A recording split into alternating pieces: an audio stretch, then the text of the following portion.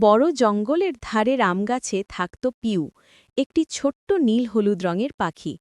তার গান ছিল সকালবেলার প্রথম আলোয়ের মতো মিষ্টি।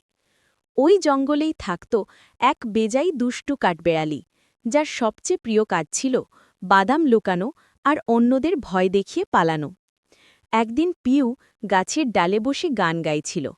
তখনই কাঠবেড়ালি দৌড়ে এসে বলল, এই গানটা কার জন্য গাইছ? পিউ হেসে বলল, আহ, সবাইকে খুশি করার জন্য।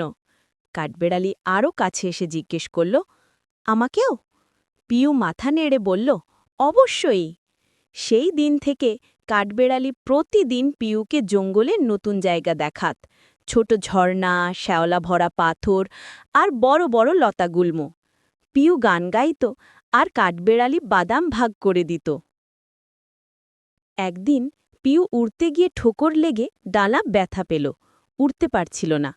কাঠবেড়ালি দৌড়ে দৌড়ে তাকে খাওয়ানো, পানি আনা সব করে দিল।